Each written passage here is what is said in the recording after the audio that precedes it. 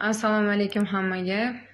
Ushbu murojaatim O'zbekiston Respublikasi Prezidenti Shavkat Miromonovich Mirziyoyevga. Hurmatli Prezidentim, siz siyosat tepasiga kelganingizda eng birinchi amalga oshirgan ishlaringizdan biri ayollar haq-huquqlarini himoya qilish bo'ldi. Bu narsadan nafaqat men, butun O'zbekiston Respublikasining ayollari juda ham xursand bo'lganini o'ylayman. Lekin men bilan bog'liq masala mana bir necha oydan buyon internet tarmoqlarida keng yoritilib borilyapti. Endi ikki kishi javobgar bo'ldi bu masalada. Ya'ni o'sha topshiriq berganlar javobgar bo'ldi.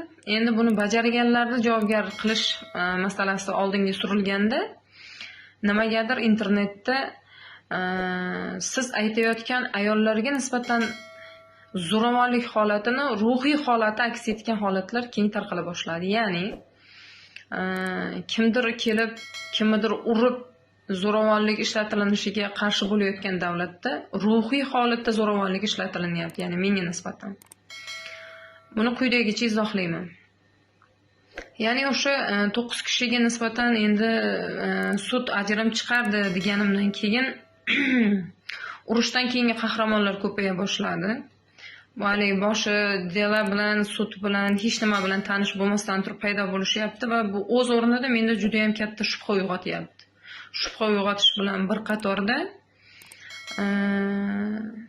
qaysidir kamchiligini yashirishga uringan yo'nalish undan ham kattaroq kamchiliklari mavjudligini yaqqol ko'rsatib qo'yayotganga o'xshaydi.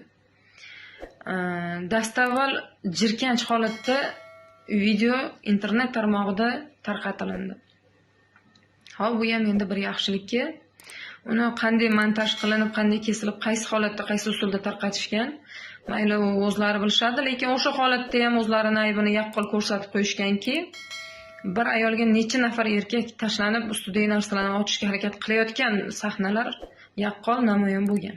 Ya'ni bu o'z-o'zidan o'zlarini ayblarini o'zlari keng ommaga olib chiqib, mana biz qonun posbonlari qonunni shu tartibda oyoq osti qildik degan ma'noda o'z ayblarini ochib berishdi.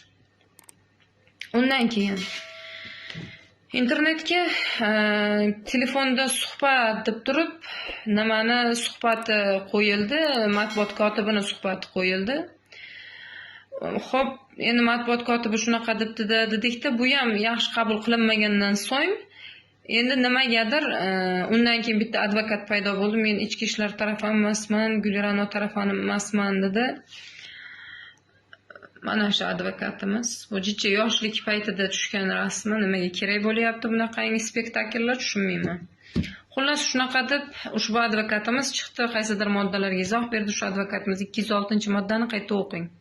O'sha xizmat vakolatidan chekkaga chiqish, uni bandlari bor, tazyiq o'tkazish, boshqa. Xullas kalom, meni qaytish niyatim yo'q. Bularda internetda menga nisbatan bo'layotgan juda xunuk, katta tezlikda ketayotgan harakatlariga chek qo'yilishida sizdan yordam so'rayman. Zeroki men internetga faqat o'z haq-huquqlarimni himoya qilishini so'rab chiqqanman. Men chiqib olib endi domla bilan kurashish niyatim yo'q, yo bitta chiqib olgan yasama bir nima advokatlar bilan kurashish niyatim yo'q. Men o'zimni haqqimni, huquqimni talab qilib chiqyapman. Aynan o'sha internetdagi tarqatilgan jirkanch video yuzasidan olinsa ham haq-huquqimni so'rayman. Aynan men da'vogarlik qilayotgan holatlar yuzasidan ham haq-huquqimni so'rayman. Biz demokratik davlatda, o'sha qonun ustuvor davlatda yashayapmiz. Qonunlarga qo'yib turaylik. Tergov o'tkazilsin, sud o'tkazilsin. Aytda yakuniy xulosalar, keyin bizning qo'limizdagi materiallar hammasi bilan tanishilsin. Undan keyin birorta fikr mulohaza yuritsak, o'rinli deb hisoblayman. Hurmatli Shavkat Miromonovich, O'zbekda bir ta'limi xodimi sifatida, O'zbekda bir ayoli sifatida butun dunyo nimaga bitta davlatda bitta ayolni tinimsiz chaynashyapti ekan deb hayron bo'layotgandir. Shu holatlarga siz befarq bo'lmaysiz degan umidda sizga murojaat qilyapman.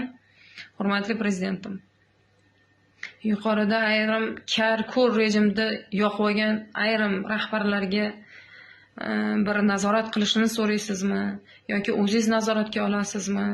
Sizdan iltimos, mana shu holatlar qonuniy hal bo'linishida sizdan yordam so'rayman. Bu narsadan men qaytish niyatim yo'q. Nima qilishgan taqdirda ham ruhiymi, u bosimmi, jismoniy bosimlarni ko'rdim. Jismoniy bosimlarni ko'rganim uchun men davlatdan yordam so'rab chiqdim internet orqali. Endi ruhiy bosimlar bo'lyapti. Endi ruhiy bosimlar ham ularni nazdida nimadir bir effekt beradi deb hisoblashsa kerak. Lekin oxirigacha kurashaman. Faqat shu masalada menga yordam bering. Men bitta o'zim 9 ta xodim, trollar, keyin unaqa munosabat bildiradigan ayrim Shohruh G'iyosovga o'xshagan odamlar bilan kurashaymi yoki endi boshqa fokusni boshqa yoqqa qaratib olib, bu xodimlar qolib ketib, bular bilan kurashishni o'rniga endi domlalar bilan chiqqan odam bilan kurashaymi? Ular hattoki telefon qilsam o'zini gapini ham tan olgan. Ular bilan kurashmayman men. Xullas, shu masalada sizdan yordam so'rayman, hurmatli prezidentim. Qonun ustuvorligi ta'minlangan bu davlatda men qonuniy haq-huquqlarimni himoya qilib chiqqanimda, siz yuritayotgan ochiqlik siyosatiga qarshi bo'layotgan ayrim insonlarni, Kunuzda, Otabek Jo'rayevni, Sirojiddin medialarda ayblab chiqayotgan insonlarni ozgina ogohlantirish kerakmikan, sizni yuritayotgan siyosatingiz bilan yoki tanishtirish kerakmikan? Mana kuni kecha ham ochiqlik siyosatini qo'llashingiz bo'yicha gapirdingiz. Men nutqingizni eshitib juda ham xursand bo'ldim. Shu narsaga qarshi chiqishga urinayotganlar, qonuniy hal qilinishi so'ralgan narsani shar'iy nuqtai nazardan huquqiy baho berilayotgan holatlarga qandaydir oydinlik kiritilishi kerakmi? Shu masalada sizdan yordam so'rayman. Barchaga rahmat, sog' bo'linglar, salomat bo'linglar.